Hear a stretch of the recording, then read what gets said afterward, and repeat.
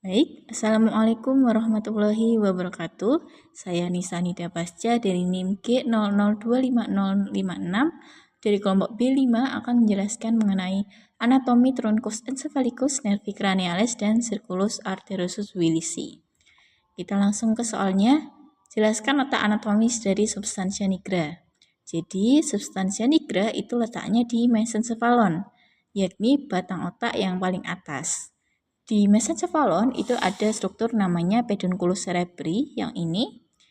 Dia terdiri dari crus cerebri dan juga tegmentum mesencephali, di mana di antara keduanya ada namanya substantia nigra. Nah, substantia nigra terletak di sini, di mesencephalon.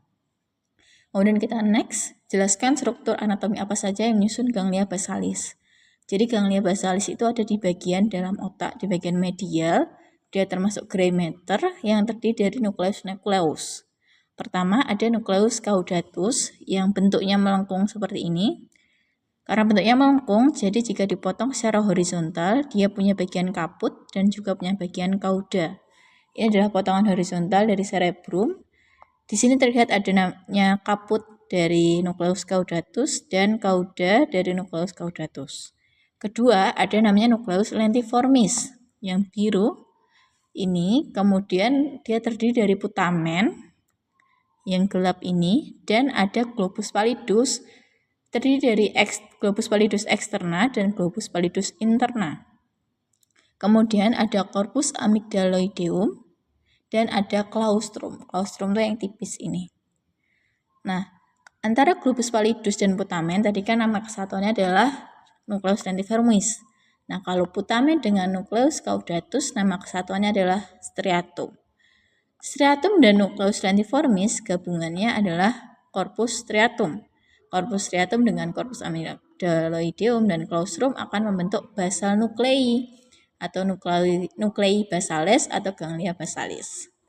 Kemudian, jelaskan secara berurutan anatomi penyusun batang otak truncus encephalicus. Jadi truncus encephalicus atau truncus cerebri atau brainstem atau batang otak itu terdiri dari mesencephalon, pons, dan medulla oblongata. Mesencephalon nanti akan terdiri dari pedunculus cerebri, aqueductus mesencephali, dan tectum mesencephali. Pons Farolli akan terdiri dari pars basilaris dan tegmentalis. Medulla oblongata nanti ada struktur eksterna dan interna. Lanjut ke laporan kedua. Soal pertama, jelaskan sistem vaskularisasi circulus arteriosus willisi. Jadi encephalon itu divaskularisasi oleh arteri-arteri besar seperti arteri carotis interna dan arteri vertebralis. Nah, ini adalah cabang dari arteri vertebralis dextra et sinistra. Dia akan bergabung menjadi arteri basilaris. Kemudian dari arteri basilaris akan bercabang-cabang dan salah satu cabangnya adalah arteri cerebri posterior. Kemudian yang arteri carotis interna yang warna merah ini akan bercabang menjadi arteri cerebri media yang warna ungu dan arteri cerebri anterior yang warna hijau. Antara arteri cerebri anterior dextra et sinistra ada penghubung yang disebut arteri communicans anterior. Dan arteri yang menghubungkan arteri cerebri posterior dengan arteri cerebri media dinamakan arteri communicans posterior. Nah, arteri cerebri media itu lebih memvaskularisasi encephalon bagian lateralnya. Jadi kalau dia dari lateral view, dia akan lebih terlihat yang arteri cerebri media. Nah, kalau arteri cerebri anterior dan posterior, dia lebih memvaskularisasi yang bagian media. Jadi kalau di encephalon itu dibelah ya, ada hemisfer kanan dan dextra et sinistra. Nanti kita lihat dari tengahnya, dari medial view, itu nanti kita bisa melihat arteri cerebri anterior yang memvaskularisasi cerebri bagian depan atas dan arteri cerebri posterior yang memvaskularisasi bagian belakang bawah di occipital ini juga termasuk. Kemudian lanjut ke soal berikutnya, jelaskan anatomi 3 bagian utama penyusun struktur anatomi batang otak. Seperti yang sudah saya jelaskan, truncus cerebri itu terbagi menjadi mesencephalon, pons, dan medulla oblongata. Kita mulai dari mesencephalon. Mesencephalon tadi terdiri dari pedunculus cerebri, aqueductus mesencephali, dan tectum mesencephali. Nah, pedunculus cerebri nanti terdiri dari crus cerebri dan tegmentum mesencephali, dan di antaranya terdapat substantia nigra Dan di antara pedunculus cerebri dextra et sinistra terdapat dataran yang dinamakan fossa iter peduncularis, di mana ini nanti tempat keluarnya nervus 3 oculomotorius. Kemudian aqueductus mesencephaly ini akan dilewati oleh LCS yang disalurkan dari ventricle tertius ke ventricle quartus. Kemudian tectum mesencephaly yang terletak di bagian posterior nanti terdiri dari colliculus superior dan colliculus inferior. Nah, di dekatnya nanti ada geniculatum lateral dan geniculatum medial, di mana ini adalah bagian dari talamus. Nah, kalau geniculatum lateral itu untuk jaras penglihatan. Jadi mulai dari mata, retina, ada yang menyerang di chiasma opticum, nanti dia akan ke tractus, kemudian dia akan ke geniculatum lateral. Kemudian baru nanti ke area Brodmann 17 untuk penglihatan ya. Kemudian kalau geniculatum medial itu untuk jaras pendengaran. Jadi colliculus inferior itu merupakan relay station dari jaras pendengaran sebelum dia ke geniculatum yang medial. Ini gambarnya. Nah, kemudian di pons Farolyi nanti kita akan lihat dari bagian depan atau ventral yang dinamakan pars basilaris pontis dan belakang atau dorsal yang dinamakan pars tegmentalis pontis. Nah, di pars basilaris pontis, pons itu yang ini, kalau dilihat dari depan, dia nanti ada di tengahnya ada sulcus basilaris pontis yang dilewati oleh arteri basilaris pontis yang kita sudah bahas di circulus arteriosus Willisi tadi. Kemudian kalau pars tegmentalis bagian belakang, kita akan melihat adanya fossa rhomboidea, di mana dia akan dibagi menjadi dua, ada pars tegmentalis pontis itu milik pons, dan fascias dorsali medulla oblongata itu punya medulla oblongata. Nanti di antaranya ada namanya ini, yang kayak garis ini adalah striae medullares. Oke, kita akan bahas yang pars tegmentalisnya aja, punya pons. Di sini ada garis sulcus medianus posterior.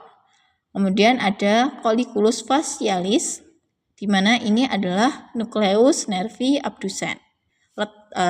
Nucleus nervi abducens terletak di situ. Kemudian di striae medullares nanti akan didapati nucleus vestibularis dan cochlearis dan salivatorius. Kemudian ada struktur juga namanya sulcus limitans. Kemudian kita akan melihat kita akan ke medulla oblongata. Kita akan lihat dari aspek eksternalnya dulu atau bagian luarnya. Nanti kita akan bahas dari depan atau ventral dan dari belakang atau dorsal. Pertama kita akan lihat dari bagian depan atau ventral lebih dahulu. Jadi di bagian ventral ini nanti si medulla oblongata itu yang ini, yang di bawah ini kan pons, ini medulla oblongata. Jadi di sini nanti ada namanya sulcus posterolaterales. Dia dilewati oleh atau dia merupakan tempat keluarnya dari nervus 9, 10, dan 11. Sedangkan di sini sulcus anterolateralis dia akan dilewati oleh atau merupakan tempat keluarnya nervus 12, nervus hypoglossum. Kemudian di sini ada struktur namanya piramis. Nah, piramis ini adalah penonjolan yang terbentuk akibat pendesakan dari tractus piramis. Dan kemudian ada oliva. Oliva ini adalah penonjolan akibat pendesakan dari nervus olivarius inferior. Kemudian di sini ada decussatio pyramidalis. Dia tempat menyilangnya dari tractus pyramidalis. Kemudian ini preparatnya. Ini medulla oblogatanya di sini. Dilihat dari ventral. Ini ada namanya visura yang dalam ya, visura mediana anterior, Kemudian ada sulcus ventrolateral. Dan ya ini ada decussatio pyramidum. Kemudian kita lihat dari belakang itu dorsal. Jadi di bawah striae medullaris ini nanti ada namanya trigonum nervi hypoglossi dan trigonum nervi vagi yang merupakan pusat vasomotor kardiorespi. Dan ada namanya fasciculus coneatus yang lebih lateral dan fasciculus gracilis yang lebih medial. Fasciculus coneatus itu merupakan atau tugasnya untuk mengatur sensomotorik ekstremitas atas, sedangkan fasciculus gracilis dia akan mengatur somatosensorik ekstremitas bawah. Kemudian yang aspek internalnya di bagian dalamnya dari medula oblongata nanti dia terdapat kompleks nuklear Olivarius. Kemudian ada nukleus ambiguus yang ini. Dia sifatnya motorik. Dari nukleus somatic nervus 9, 10 dan 11. Kemudian ada nervus dorsalis nervus vagus, nukleus dorsalis nervus vagus yang ini, dan nukleus hypoglosus. Nukleus nervus hypoglosus. Kemudian ada nukleus tractus solitarius. Yang ini dia sifatnya sensorik dari nervus 7, 9 dan 10. Kemudian sebutkan nukleus yang tempat keluarnya di bagian pons. Jadi di bagian pons ini itu keluar nervus 5 atau nervus trigeminus di brachium pontis. Kemudian ada nervus 6 atau nervus abducens yang keluar di sulcus bulbopontinus. Dan nervus 7, 8 yang keluar di angulus cerebellopontinus. Nervus 7 itu namanya nervus facialis, nervus 8 namanya vestibulocochlearis. Kemudian untuk fungsinya, jadi nervus 5 atau trigeminus itu utamanya untuk sensorik, ya sensorik wajah, sinus, gigi, orbita dan rongga mulut, juga dura mater. Kemudian untuk motoriknya dia itu untuk otot pengunyah. Dia akan menginervasi tensor timpani, tensor veli palatini, mylohyoid, musculus digrasticus pars anterior.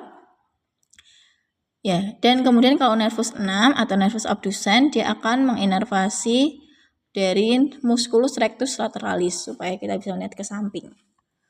Kalau nervus facialis, nervus 7 itu dia sensorik, motorik untuk menggerakkan otot wajah, musculus stapedius, digastricus pars posterior, stylohyoid, occipitalis, musculus auricularis. Dan kalau untuk nervus 8 atau vestibulocochlearis itu untuk fungsi sensorik. Jadi ini untuk ke kokleanya untuk mendengar, dan ke kokleanya ini, kemudian vestibularisnya untuk keseimbangan. Mungkin sekian yang bisa saya sampaikan. Terima kasih. Wassalamualaikum warahmatullahi wabarakatuh.